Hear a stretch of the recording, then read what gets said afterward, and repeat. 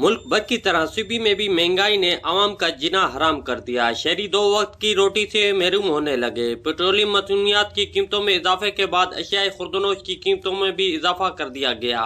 ملک میں مہنگائی کا تو پوچھے نہیں حال. غریب آدمی کو تو مار دیا ہے. درمیانہ طبقہ اس سے زیادہ پسا ہوا ہے. ابھی پیٹرول ان سے نہیں سنبھل رہا, ڈالر ان سے نہیں سنبھل رہا. حکومت کو چاہیے اس پر پلاننگ کرے, کوئی مفتہ اسماعیل کو مفت دے دے کسی کو, اور وہاں سے کوئی ایسا وزیر خزانہ لائے جو ملک کی معیشت کو سنبھال سکے. غریب کو پیس دیا ہے, نہ وہ راشن لے سکتا ہے, نہ وہ پیٹرول ڈلا سکتا ہے. ادویات تو ان کے بس سے باہر ہو گئی ہیں. ملک میں مہنگائی بالکل دن بہ دن بڑھی رہی ہے. اگر یہ نہیں سنبھال سکتے, میں چاہتا ہوں کہ اس حکومت کو استعفیٰ دے دینا چاہیے.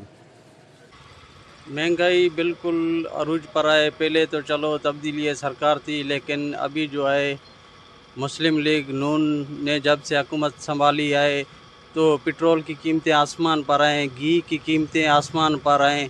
حتیٰ کہ کوئی چیز ہو, ادویات ہو, تیل ہو, کھانے پینے کی اشیاء ہو, سب چیز مہنگی ہو چکی ہے. ہم رات کو سوتے ہیں تو صبح کو اٹھتے ہیں کہ فلاں چیز مہنگی ہو گئی, فلاں چیز مہنگی ہو گئی ہے.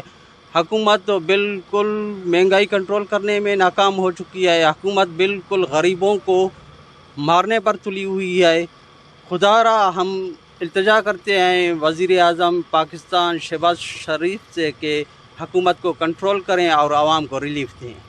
شہریوں نے حکومت سے مہنگائی کنٹرول کرنے کا مطالبہ کر دیا اور کہا کہ اگر حکومت مہنگائی کنٹرول نہیں کر سکتی تو وہ گھر چلی جائے.